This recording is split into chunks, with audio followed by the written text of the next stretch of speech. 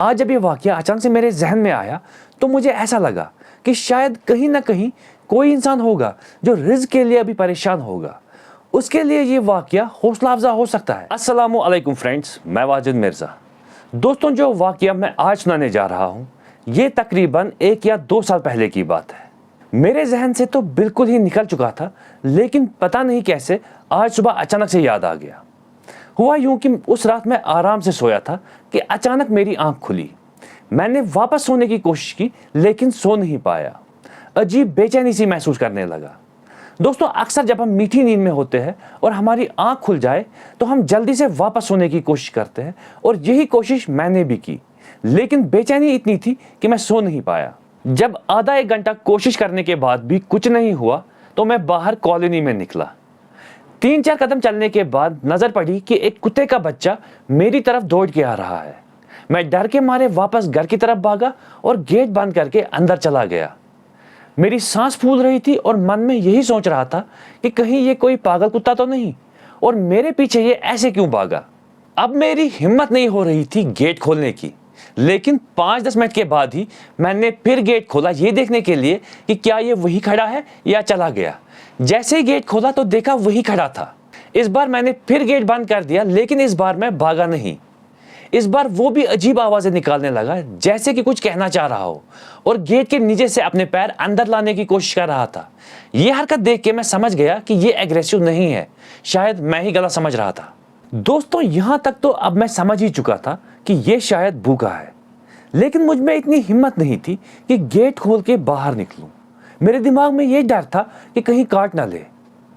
तो मैंने एक टूटी डिस्पोजेबल प्लेट पे दूध निकाला, लेकिन जैसे ही मैं बाहर निकलना चाहता था वो मेरी तरफ दौड़ के आने लगता था। दिमाग में बहुत डर भी था, लेकिन उसकी भूख का एहसास भी। अब न तो मैं बाहर जा पा रहा था, ना उसकी भूख को इग्नोर करके वापस घर जा पा रहा था। फाइनली मैंने खुदा का नाम लिया और मैं गेट खोल के बाहर निकल आया।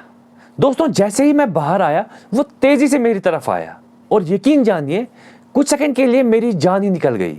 वो मेरे सामने रुका, उछलने लगा और अपनी दुम हिलाने लगा।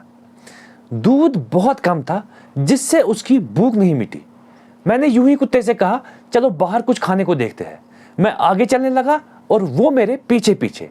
यकीन जानिए दोस्तों, मुझे ऐसा लगा कि जो भी मैं उस कुत्ते से कह रहा हूं वो मेरी बात समझ रहा है। सड़क पे निकले तो देखा सारी दुकानें बंद थी। बहुत टाइम ढूंढने के बाद एक मुर्गे वाले की दुकान देखी, जो उसी वक्त अपनी दुकान खोल रहा था। मैं दौड़ के उसके पास गया, ये जानने के लिए कि कहीं इसके पास कुछ खाने को मिल जाए। मैंने उससे कहा कि कुछ खाने को है, वहाँ एक भूखा कुत्ता है। दुकानदार ने एक शख्स की तरफ इशारा दिखा के कहा कि मैं अभी दुकान ही खोल रहा हूँ, वो भी मजबूरी में। इस बंदे ने इमरजेंसी में कॉल किया और मैं अब दुकान खोल रहा हूँ, अभी मेरे पास खाने को कुछ नहीं मिलेगा। इतने में वो शख्स दुकानदार से कहता है कि मुझे बस चेस्ट और लेग दे दो, और बाकी सारी चीज़ें उस नेक शख्स ने कुत्ते के लिए दे दी। और फाइनली 1-2 घंटे की मशक्कत के बाद वो कुत्ता खाना खा के चला गया और मैं भी अपने घर वापस आ गया। फिर मैं अपने कामों में लग गया और भूल गया।